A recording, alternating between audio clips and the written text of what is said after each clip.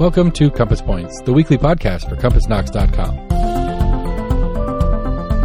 CompassKnox.com is your best source for news and politics in Knoxville and Knox County. If you'd like to learn more about the topics discussed on today's podcast, go to CompassKnox.com and subscribe for in-depth coverage and much more. Welcome to Compass Points, a podcast about Knoxville and Knox County government, politics, business, education, and just about anything else that grabs our attention. I'm Scott Barker, the editor of Compass. Compass is a subscription-based website and newsletter where we report on all these topics and more. And you can find us at CompassKnox.com. I am joined by Compass co-founder Jesse Mayshark. Welcome, Jesse. How are you doing today?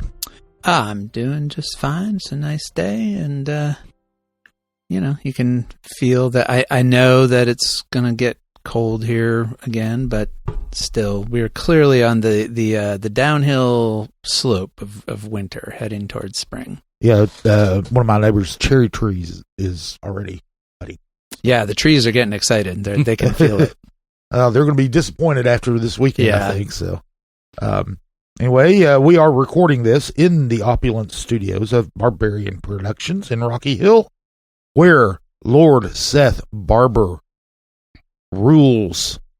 Seth, how are you doing today? I mean, I was doing pretty good until, 2 weeks ago, Jesse calls me a half person, and now he steals my weather-related job, and I don't know what to do with my little bit of time right now because I can't talk about the weather because we've already done it. You can still talk about the weather. You can always talk about the weather. I didn't do the 3-day-old forecast. So, well, you said it was nice out and all that kind of stuff, which is exactly what I was going to say. And then I was going to throw in a little bit of complaining about how my stupid allergies are acting up and my eyeballs hurt because they're. You can still do that. You can still complain about your health. You're getting to the age where complaining about your health is going to be I know. I'll admit something. The topic of conversation. I got my first pair of bifocals this last weekend, and if that's not like a big old like hard stop on feeling old, is that one did it to me. All right. Well, welcome to the club. All right. Well, last week was kind of an interesting week. We had it was kind of light on local government stuff, but heavy on state government stuff. So we're going to start out. We'll talk about an endowment that that Friends of the Smokies has to keep the cabins and homesteads and mills in Great Smoky Mountains National Park, keep them in good shape. And they got a couple of big gifts recently from prominent Knoxvillians. So we'll talk about that a little bit. We'll also talk about a couple of bills in the state legislature. One of them is an update that we talked about on the one we talked about last week.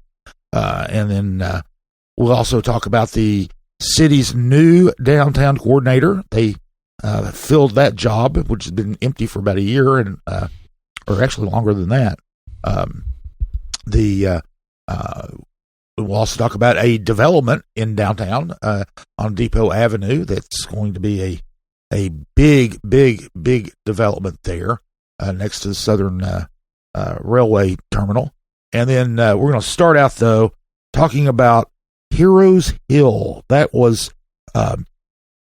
is Mayor Glenn Jacobs' kind of pet project. He's been really talking about it, and he's been kind of the driving force behind getting that done.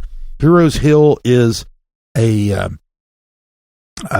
development of 20 tiny houses that are going to be set aside for veterans who've been experiencing homelessness.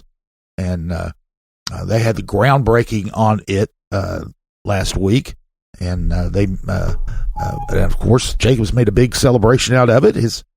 Since it's his baby, and this is going to be located on top of the hill there between Sutherland Avenue and Middlebrook Pike. and it's it's also right next to Liberty Place, which is an apartment complex for veterans who've experienced homelessness. So that's right by the public defender's office. It's real conveniently located to businesses on Sutherland Avenue. So it's they had a big celebration there. Senator Marsha Blackburn and Representative Tim Burchett showed up. They helped get $2 million in federal funding for this, and so they were invited there. One of the interesting things about this project is the involvement of Knox County schools. The students from 6 Knox County high schools, career and technical education programs, will be helping with the construction of these tiny homes and building furniture for them and things like that. So that's kind of a novel thing. Now, they're not just going to do it on their own. They've got the Associated General Contractors of Tennessee will help oversee that construction, and then there are others involved as well. There's several construction companies and Tennessee Department of Environment Conservation and KCDC. They're all involved in this in one way or another. It's a big a multi-agency effort that you don't see very often, but and this is one project for people who experience homelessness that really didn't get a lot of pushback from people who live nearby. Of course, that area is not heavily populated right around where this is. Yeah, it's already a quasi institutional area because, like you said, you have the public defender's office there, and then just kind of across the street, there's Tennessee College of Applied Technology, right?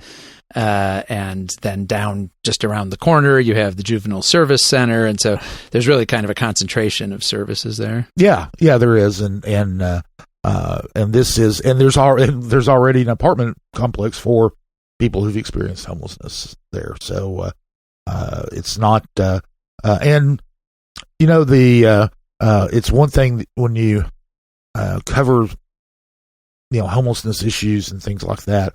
One of the there's often a lot of pushback on providing services for people who have been homeless and especially out from the downtown area.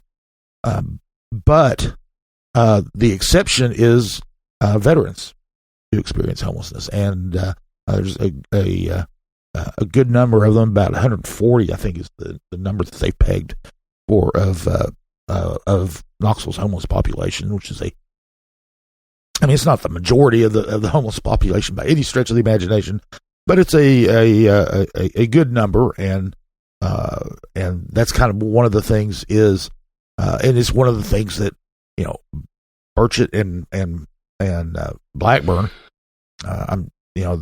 one of the things that got them involved, really wanting to help out. Of course, Jacobs being a fellow Republican is one, but also because it had to do with veterans. So, yeah, and I mean it is an interesting contrast with a lot of the rhetoric that you hear about homelessness in general, especially from some of our conservative leaders, which tends to be more punitive in tone and about sort of clearing out, encampments and pushing people into various kinds of institutional settings and so forth. But as you say, there's more empathy for veterans, and you can understand that because these are people who have served. Of course, lots of other homeless people also have needs, but at least they're dealing with some of them. It's an interesting model, the tiny homes model. I actually, when I was in Austin, Texas last year, I drove out and drove around one of the first big developments. It's about 10 years old now, I think, of tiny homes for homeless, specifically for people experiencing homelessness, and that's run by a nonprofit. and it houses, I think, about 400 people on about 50 acres. And it's been, as far as I know, as far as I can tell from reading about it, it's been quite successful. One thing about that development that struck me is it's very far outside of Austin in a fairly suburban kind of isolated area. It's probably hard for people who live there to get to a lot of places, whereas this development, as you said, it's in the city, it's on bus routes, and it's walking distance to Sutherland Avenue, and is a lot more convenient for people who are probably mostly not going to have cars. Yeah, and it is another thing is one of the objections that a lot of people have to things like this is, this is essentially a housing first thing, where they're building these tiny homes, getting them in those tiny homes. If whatever services they need, they'll be offered, and one of the but when it's that for the general population, there's often objections to that. In fact, the HUD is under the Trump administration is kind of rejecting the housing first model.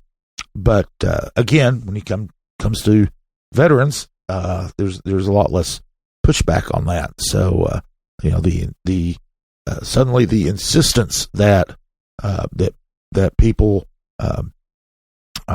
go through drug treatment or any substance abuse treatment and all is suddenly or are working or looking for work. Yeah, suddenly that's not as big a deal. Yeah, and that's not a knock on veterans. It's but it's more of a kind of pointing out a little bit of a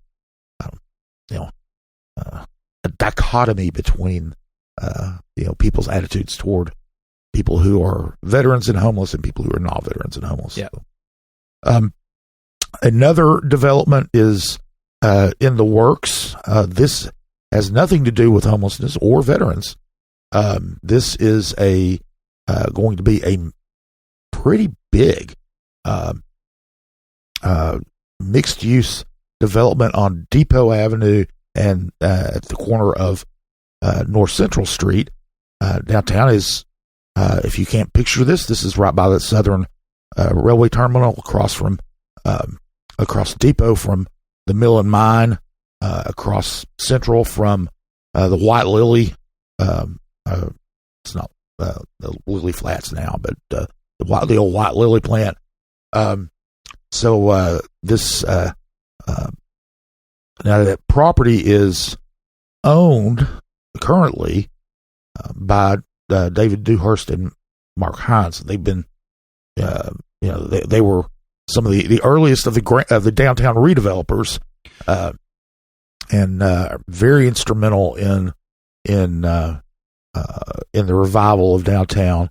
They own the property, but it appears they're going to be getting ready to sell it because the developer is a firm called Quad Capital Partners out of Ann Arbor, Michigan, and the property's ready to go. It's Dewhurst and Hines got it rezoned last year to accommodate this type of development.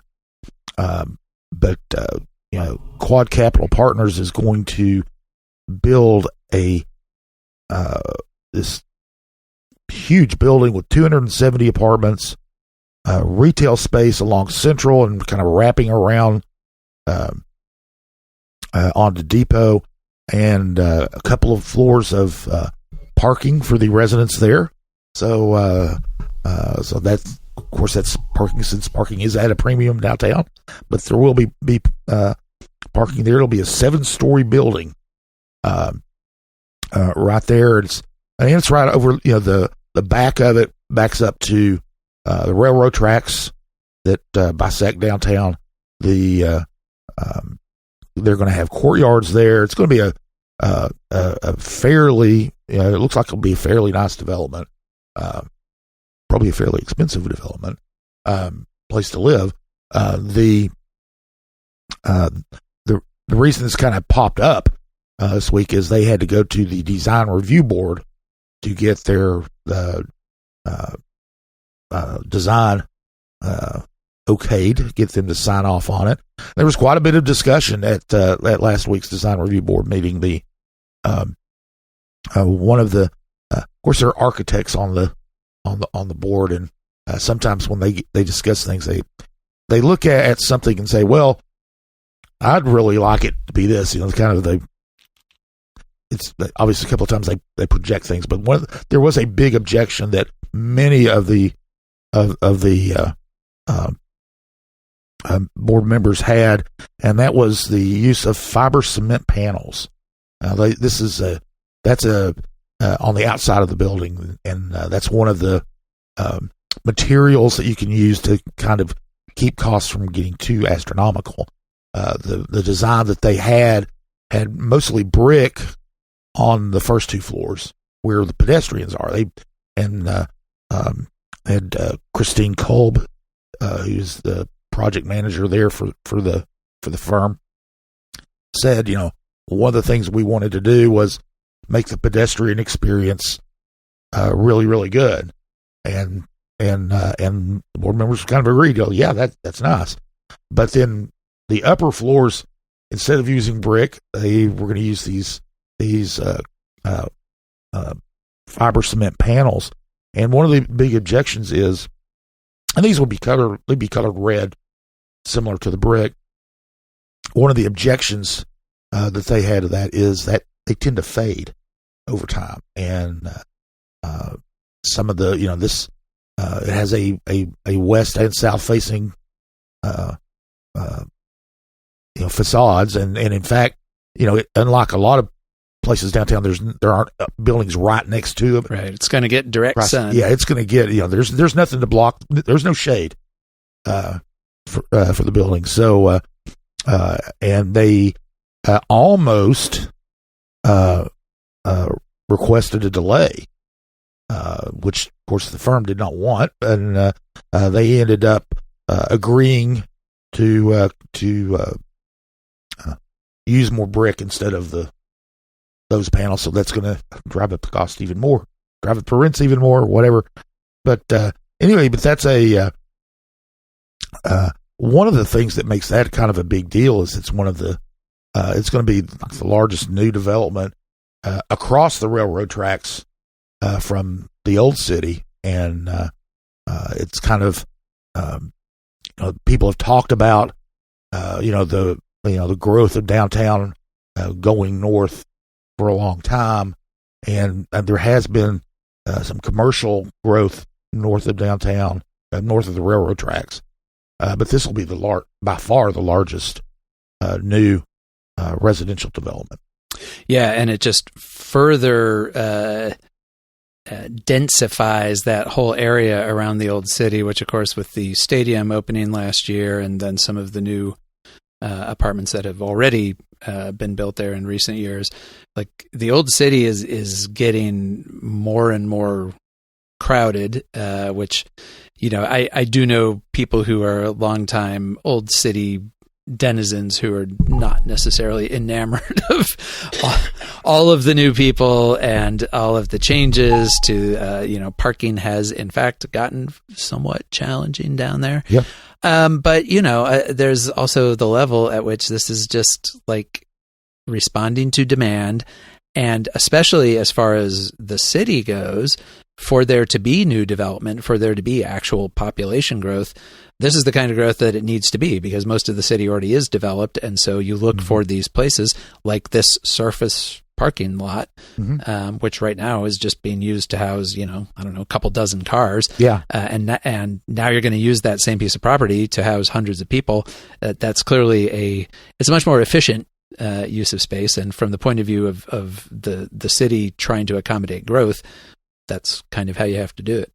Yeah, you hit the nail on the head there, because the city is built out, essentially. Here and there's some undeveloped land, but for the most part, it's been developed. And so there's been a big emphasis on two things: developing, putting residential development along corridors, especially where big box stores have closed and things like that, where there are these large properties. Of course, you've got to have somebody willing to invest and do that. But that's been a big talking point among city leaders. And the other thing is density. And a 7-story, 270 unit apartment building on that footprint is checks that box.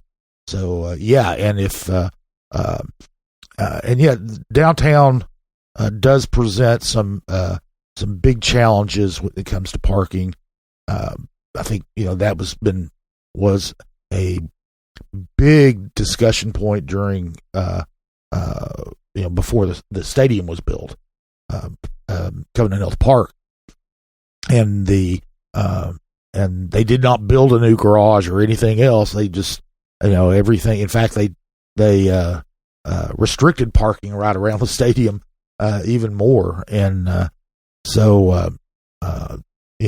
these types of now this development's going to have its own parking, so that's good. But those are some but that parking is a big challenge downtown, and there are other challenges like the access to a grocery store. There are a couple of markets, but that's not a supermarket kind of deal, and some other businesses that are that you have to travel out of downtown to go to. So, but the more people that move there, the more viable those types of businesses will be. Yep. So, but anyway, this they did not give a timeline for the project, but they don't have to get approval from anyone else, and I don't think they're going to be asking for a payment in lieu of tax agreement or anything, but they could. But at this point, they're good to go. All they would be required to do now is go get building permits. So, but we will. In addition to it, that's inside the circle for the TIF. So when these commercial parts get open, that sales tax will get to paying that stadium back. The property tax. Property tax will get to paying that stadium debt off. Yeah, the increase in the value of the property tax will go toward paying off Randy Boyd for loaning the city money. But these types of developments are needed to do that. So very much welcomed by the city, I'm sure. One of the people who I'm sure is paying attention to that is the city's new downtown coordinator. The Kincannon administration announced this week that Ellie Moore will be the downtown coordinator. Moore is currently the chief operating officer of Nourish Knoxville, which is best known for running the Market Square Farmers Market, and she is going into this position. Now, this position has been pretty much the position has been empty since March of 2023. That's when Rick Emmett, who is the longtime downtown coordinator, retired.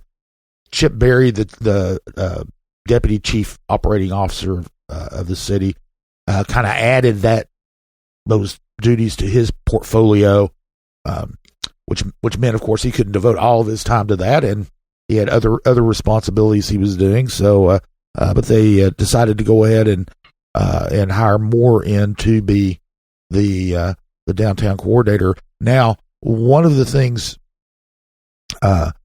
that's going to be different about her responsibilities is they're going to be expanding their definition of downtown. Essentially, I know there are some, and up until the expansive growth of downtown Knoxville, it was basically considered the central business improvement district was considered downtown. Those boundaries were, and that's basically what you think of as downtown kind of the river to the railroad tracks and in Henley Street to the old city. Yeah. And that's essentially that. But downtown is expanding, like this development that we just talked about, going north of the railroad tracks. There has been a lot of growth in South Knoxville, just across the river, along Sevier Avenue. Cumberland Avenue is taking on more of an urban feel.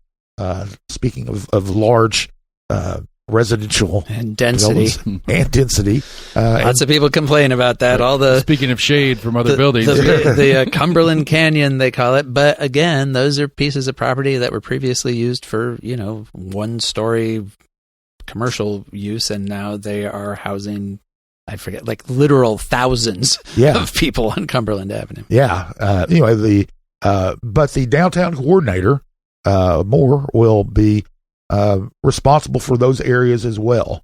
So, and the downtown coordinator, works with residents. They work with merchants, business owners.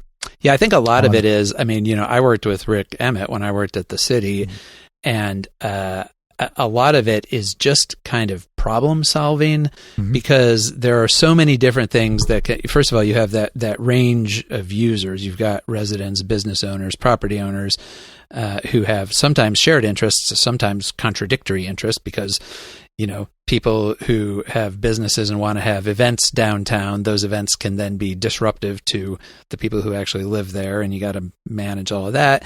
There's all sorts of different licenses and permits you need for all sorts of different things. And I think for the people who live, work, etc. in the downtown area, it's just very helpful to have that one person you can always call when you run into any kind of problem. And, sometimes the downtown coordinator is the person solving the problem. A lot of times what they're doing is then connecting whoever calls them with whatever department or agency or anybody else they need to talk to. They are coordinating, in other words. Exactly, as the name would suggest. And, it's interesting because that position was created under Bill Haslam's term as mayor when the downtown redevelopment was in a much more nascent stage. And so at that point, that position was really about, trying to help people as they were, for the very first time, figuring out how to do lots of things from a development standpoint and a management standpoint. And now, we're 20 years down the road, and we've had lots of development. All of that is much more, we have a much more sort of mature downtown community, but it still has a lot of needs. And as you say, it is also continuing to grow around the edges of it.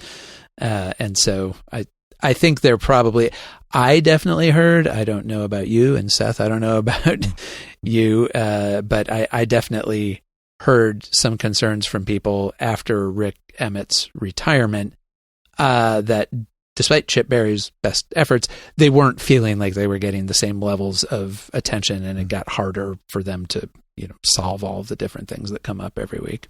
Well, and there are more issues to solve, like I say, because it's the growth, and because he has has had other responsibilities. He, when you could call Rick, and Rick would be able just to jump right on it. You don't know with Chip about what else is on his plate. And a lot of what Rick was doing every day was literally just going out and walking around. Yeah. And a lot of times it wasn't even people calling him. It was just him walking around and meeting up with people and them saying, oh, by the way, can you look into this? Yeah, he had one of the best jobs in the city. And maybe the best job in city government. Because, a lot of his job was, you go downtown, you'd see Rick walking around everywhere. You'd always see him, but he was working, and don't know if Moore will have the same style, but if so, I think they need to. I think she needs a city provided scooter or bicycle, so she can or get out so to the more these. far. Now she's going to have to go, across the across the river and then down Cumberland Avenue. So. Yeah, because you can go straight across that Gay Street Bridge. It still technically functions for bicycles. Yeah. So she can use it. It'll be good. And I'm sure there will continue to be people who will bug her about the Gay Street Bridge and about reopening it. So, also there were a couple of things that a couple of bills in the state legislature that we've been tracking, and by we I mean Jesse has been tracking that will have an effect here. So, Jesse, let's talk first about this bill that Jason Zachary is sponsoring that has to do with faculty discipline at colleges and universities, like the University of Tennessee. There were two bills, both of them from Knox County legislators. Zachary has one, and then State Representative Justin Lafferty has the other one. Lafferty's bill is actually the more extreme of the two because it would eliminate tenure entirely. And probably most people know what tenure is, but basically tenure is something that you earn as a faculty member. It usually takes like 5 to 7 years. You have to go through lots of performance reviews. You're eventually granted tenure. People sometimes think of this as like it's a permanent job guarantee, like a lifetime job appointment, and it's not that. I mean, people with tenure can still be disciplined. They can still be fired. But it's designed to protect academic freedom and to protect faculty members from sort of arbitrary, capricious, and especially political punishment or reprisal, because it's a recognition that faculty at public universities are subject or can be subject to a lot of different outside pressures. And so Lafferty's bill would just get rid of that altogether. It says, if it passed, it says that no public college or university in Tennessee could ever award tenure again after July 1st of this year. People who have tenure could keep it, but they would be subject to, it would be easier for universities to get rid of them if they wanted to. That bill got a lot of pushback, including from the University of Tennessee system and other colleges that basically said, if we can't grant tenure, we can't recruit faculty because there would never be another faculty member hired there, right? Or not a top tier one for sure, because everybody else in the country does have some form of tenure, and so Lafferty, in speaking to the House Higher Education Subcommittee this week, gave sort of a rambling, convoluted, I think fairly dubious history of tenure. One thing that he said was that he thought tenure was more important back when there were fewer qualified people with college degrees for universities to hire. But now that we have lots of people with college degrees, we don't really need to worry about if we scare off some people because there are others that they can hire. That said, he didn't withdraw his bill. He took it off notice, which means it won't go back on the calendar, the legislative calendar, for a vote unless he, acts to do that. So then in that same meeting, Zachary presented his bill. And Zachary, who interestingly enough, Zachary is one of the co-sponsors of Lafferty's bill. So he was already on that bill. Nevertheless, Zachary gave a whole presentation about saying that he understood the importance of tenure.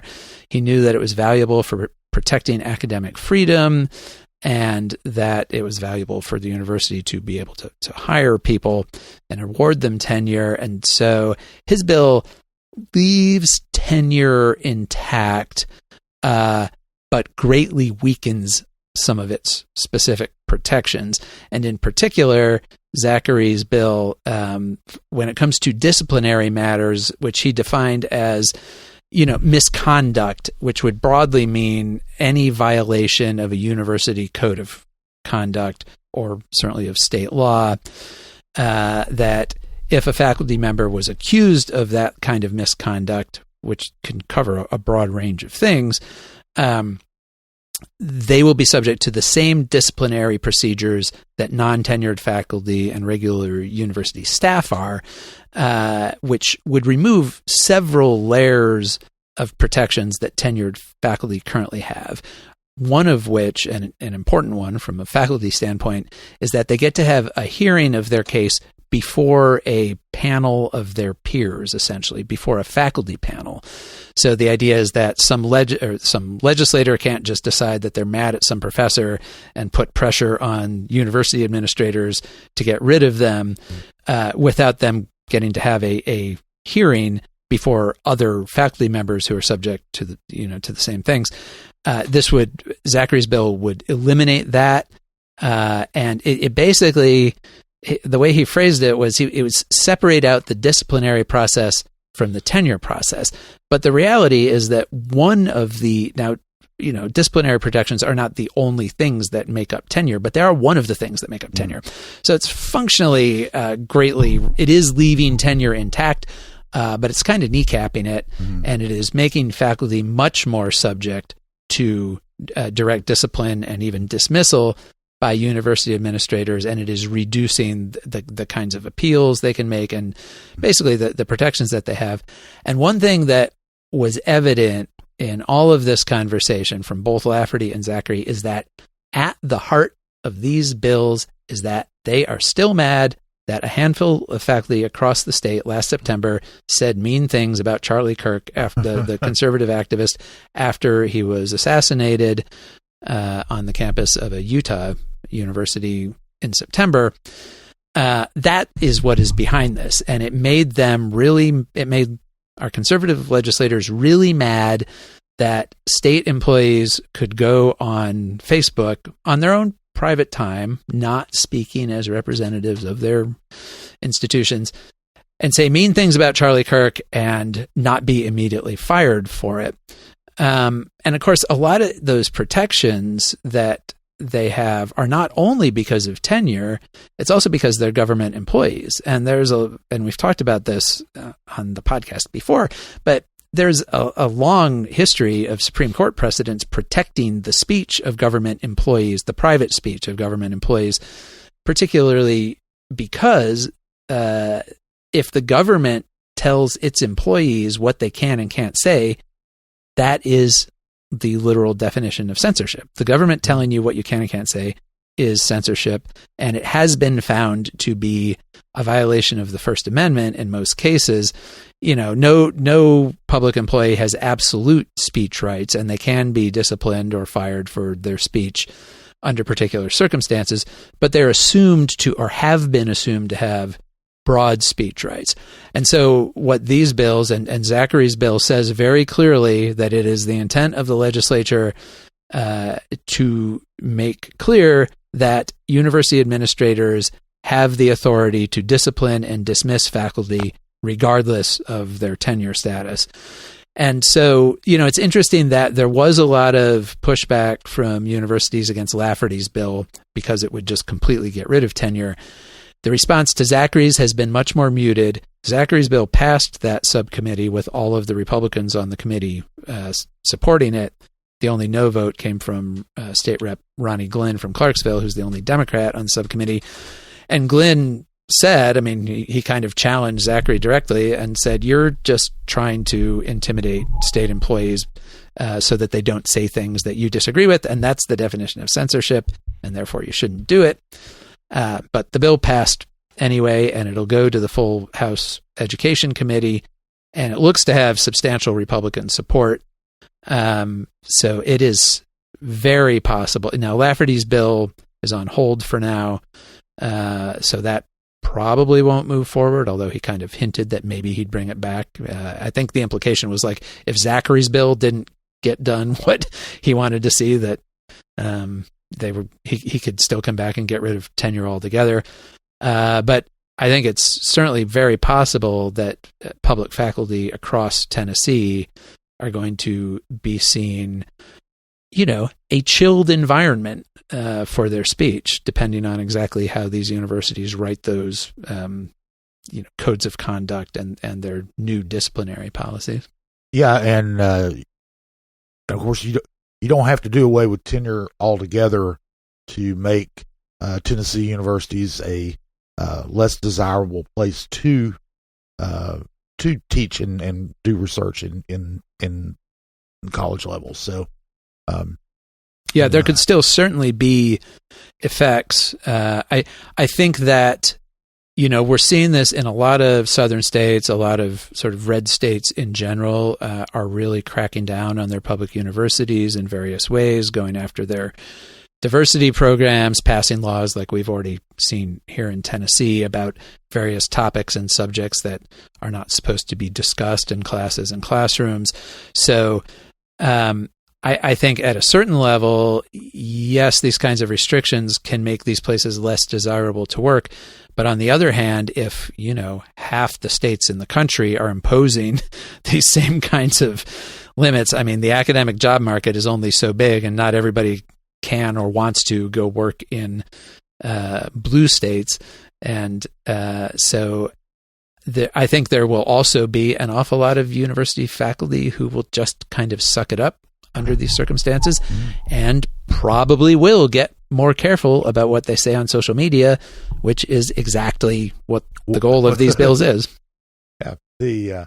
Now there was another bill we talked about last week that Representative Gino Bulso has put forward, and there was a lot of action about it. So this is a bill that is about same-sex marriage.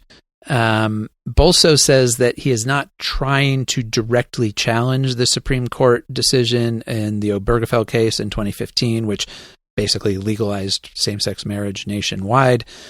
But he is trying to kind of put some parameters around it. And basically the bill says that no private individual or private organization is bound by the Obergefell decision to recognize any same-sex marriage that they don't want to recognize.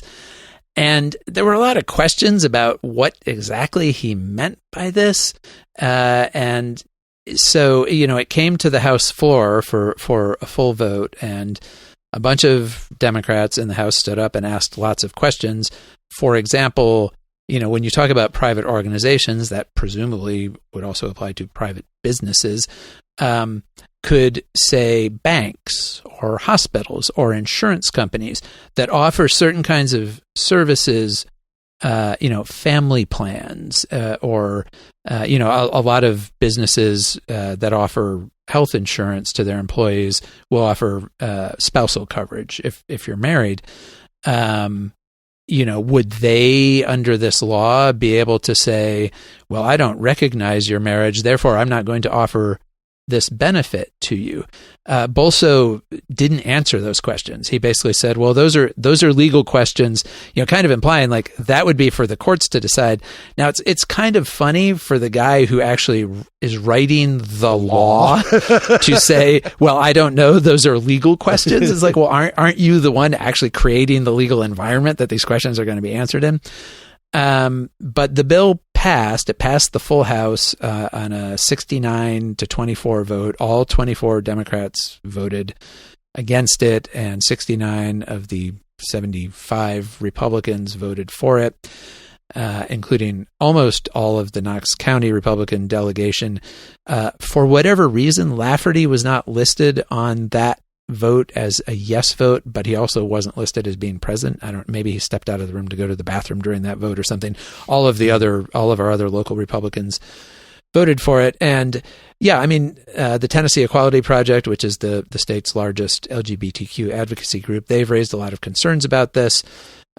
First of all, for just the message it sends, which is just kind of saying, even though we're 10 years past Obergefell, it's still just kind of saying, hey, if you want to treat married gay couples disrespectfully, have at it. There's nothing that says you can't do that. But I think more seriously, these questions about whether it means certain kinds of benefits that typically we think of as the benefits of marriage, suddenly you don't receive. And, if you do that with enough things, you kind of move away from what I feel like was the real intent of the Obergefell decision, which was to say that all of the benefits of marriage apply regardless of the gender of the person you're marrying. It feels like a bit of a backdoor way of creating sort of second-class marriages. But all of these would still be, I mean, under that decision, Tennessee still has to issue marriage licenses to same-sex couples. So in a weird way, it's saying that the same marriage license can mean different things, different places. It most likely, if it does pass, is going to result in some kind of legal challenge. And one of the concerns that the Tennessee Equality Project and others have is that, despite what Bolso says, that part of the goal here is to generate a legal challenge that could get back to the Supreme Court, just to see if our now more conservative Supreme Court wants to revisit maybe not the Obergefell decision in total, but wants to kind of fence it in and say, well, yeah, you have to allow same-sex marriage, but you don't have to sort of give all of the rights that we typically accord to married people.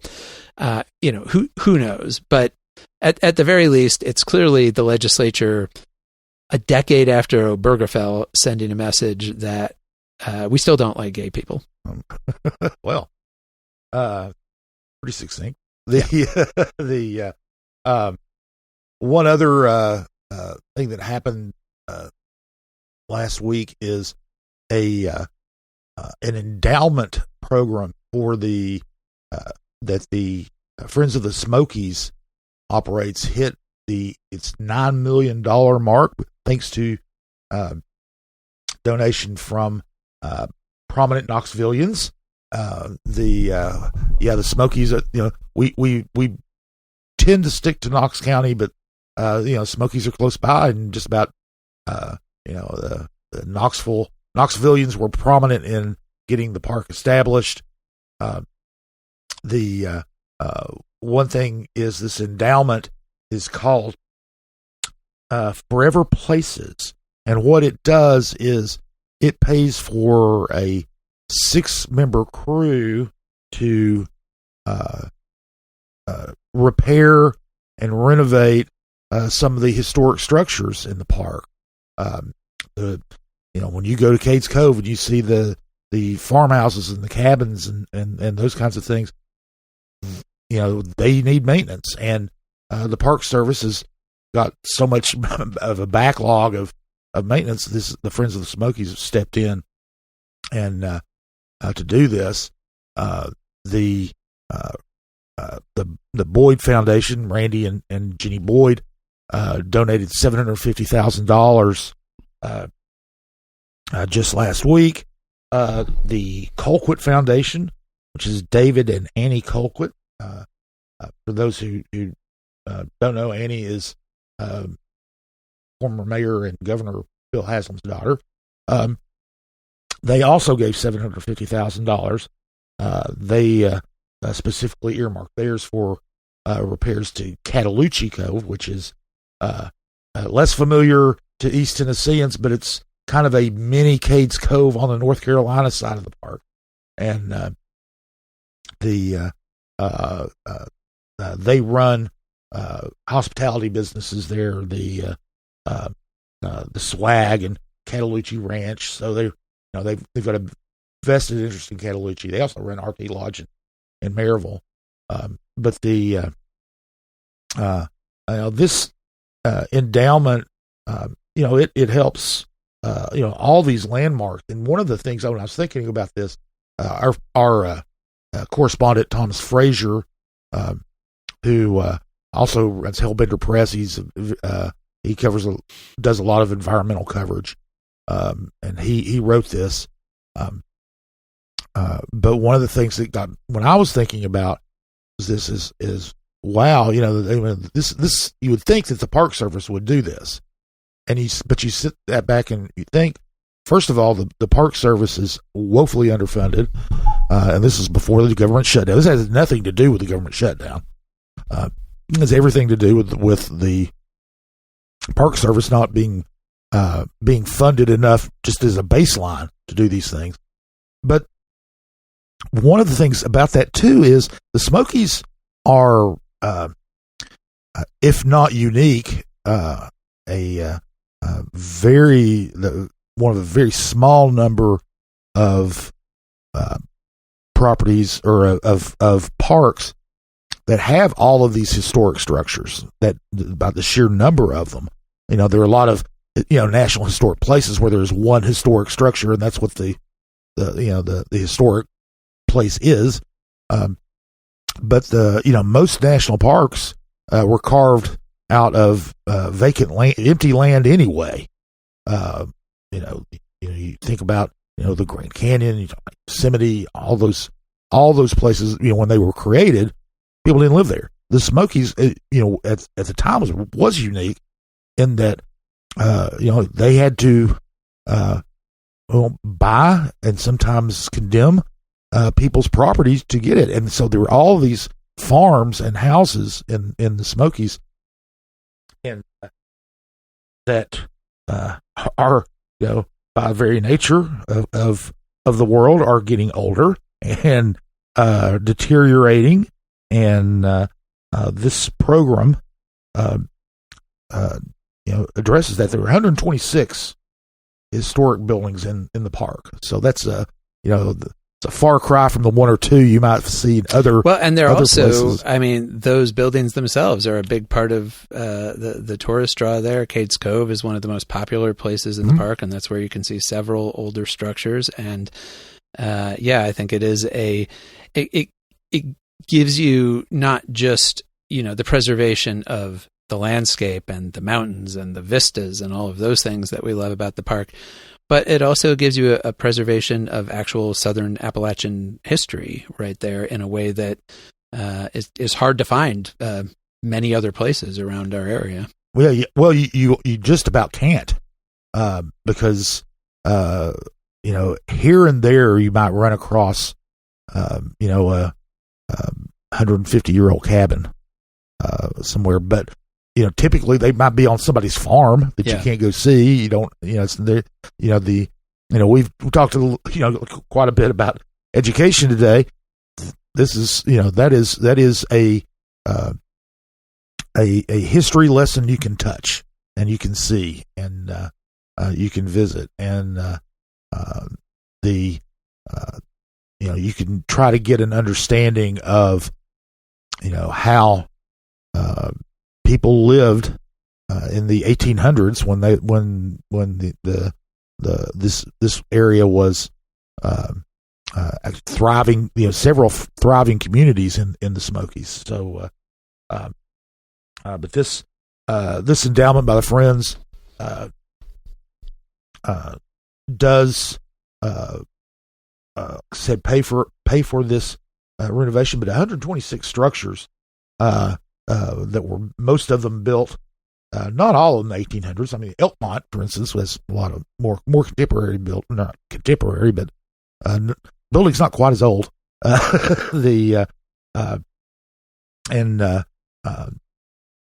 that's a lot of work, and but it's the endowment is large enough at $9 million to fund six positions, and these are master craftsmen. These are not just anybody off the street. These are right. It takes a lot of you need to combine, knowledge of historical construction techniques and materials and all of those kinds of things with the actual ability to do the maintenance and repairs. Right. They don't want just anybody to come in and try to do a dovetail notch on a log cabin. So anyway. One thing I just want to mention there, because I can't help mention it because you talk about funding shortfalls. I just looked up the National Park Service budget, the requested budget from the administration this year for the total National Park Service is $2.1 billion, which is down from its recent average level of about $3.5 billion, so almost a 30% or so cut in that. And just for comparison, when we think about the priorities of our federal government, U.S. Immigration and Customs Enforcement ICE has been funded at a level of $75 billion over the next 4 years. So it's not that the federal government doesn't have money to spend. It's just that the National Park Service is not a top priority. Yeah, and you mentioned the higher amount earlier, the average of the list, that was inadequate. Yeah. Right. There was already like a $30 billion backlog of maintenance and repairs to do. So this is an example of people stepping up, and they're not and trying to help take care of a place they love. So, well, that'll do for now. We covered a whole bunch of other stuff last week too. As I said, you could and if you subscribe to Compass at CompassKnox.com, you can read those things either on our website or in our daily newsletter that has actually most of our news in the daily newsletter. So now this week we have a couple things. We always try to cover as many public meetings as we can. One is going to be virtual. That might be easy to cover. The Knox County and the Knox County Planning is they're holding the second virtual meeting on the Unified Development Ordinance, which is the kind of the omnibus ordinance that is being drafted to bring all of the land use and transportation related regulations and rules in one big document, and they're working on it. There's going to be a virtual meeting on the development standards that will be going into this ordinance. That'll be at noon on Wednesday. You can go to advancedknox.org to register for that. If you care to attend via Zoom, County Commission will meet later that day at 5 p.m. Now we've got one of the things Andy Fox, who represents South Knox County, threatened to do it last week. He said he's going to carry through and do it this week. It's a non-voting thing. It's a presentation on the Christian view of immigration from a conservative Christian right. view. We assume that this means he's going to make the case for why the Bible says it's okay to treat immigrants harshly. Yeah, and this kind of stems from a meeting last year when there were several speakers who spoke of that Jesus preached compassion and there are some very specific verses in the Bible that really do appear at a layman's reading to suggest that there is a Christian mandate to care for the stranger and the immigrant and the refugee. And I gather that that's what Fox is going to argue with and Fox is a lawyer. He loves to argue, and I assume we'll hear a sort of quasi-legal religious case for why those readings of the Bible are actually inaccurate. Yeah. And, and it's kind of interesting this came up. One of the pieces that we ran last week by another one of our correspondents, J.J. Stambaugh, was a look at talking with three faith leaders who from Knoxville who were in Minneapolis during the when Alex Petty was killed. And they talked about their experiences and their and faith, and mentioned and how the faith, the Christian faith, and actually one of the clergy who went up was a rabbi, but the moral importance of caring for the immigrant. And well, maybe they can come to the county commission meeting and hear why they've got it wrong. Well, here's the thing about these county commission meetings, and this will probably happen if I'm going to predict what's going to happen next Wednesday. There is a public forum, and this is where the people said the things that kind of raised Fox's hackles. Yeah, that Fox is trying to kind of respond to now. Yeah, but they can go to this meeting too. So we could end up you could end up going to the county commission meeting and a theology class pops up. Yeah. So I mean, to me, it does sound like it'd be a nice roundtable to attend, maybe if it's a discussion format and set up as such. But whether the county commission meeting is the appropriate place for that is and I think several commissioners did express that reservation about whether this is even something that county commission should be spending a lot of time talking about. Biblical interpretation, not really their bailiwick. Yeah. It'd be very, like I said, it could be a very interesting conversation if it's a back and forth between two educated people on the topic at a third party location that isn't inside a government meeting would be my guess on where it might be more appropriate to have this.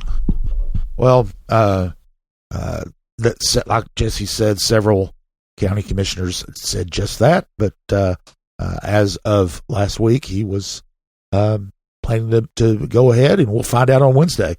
Later in the week, Thursday and Friday, the University of Tennessee Board of Trustees is holding its winter meetings. They will be convening at the Health Science Center in Memphis. But you can, you can watch it at the Board of Trustees website. It's at tennessee.edu. The agenda is actually fairly light for this. But one thing that people around here will be very interested in is some may recall that there was an entity called the University Financing Foundation that bought Cherokee Mills. It's an office complex at the entrance of Marble City on Sutherland Avenue, near the UT campus. But they bought that, and they were entered into a long-term lease with the University of Tennessee. So the University of Tennessee would be using all of Cherokee Mills once the current tenants vacate. And there's an option in that agreement that UT can just buy Cherokee Mills from Tough, and they're going to do it if the Board of Trustees signs off on it. This item, it'll cost $26.5 million for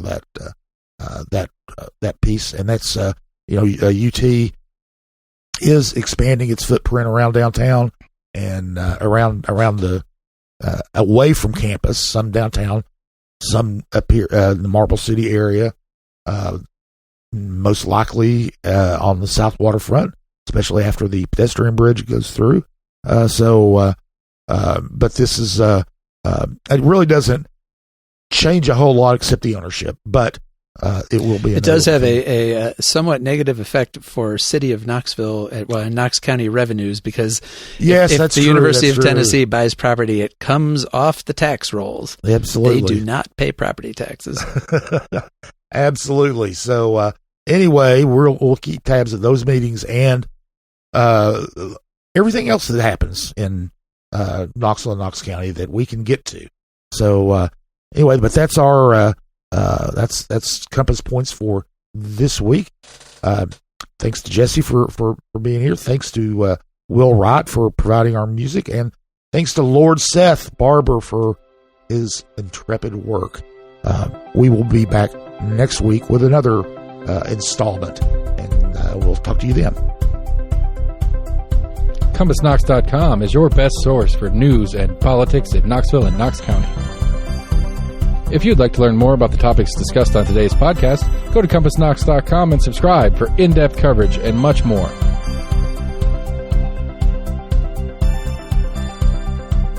And many thanks to William Wright for composing our theme song. Compass Points is a partnership of Barking Shark Media and Barbarian Productions, and recorded by Lord Seth A. Barber at Barbarian Studios, Knoxville, Tennessee.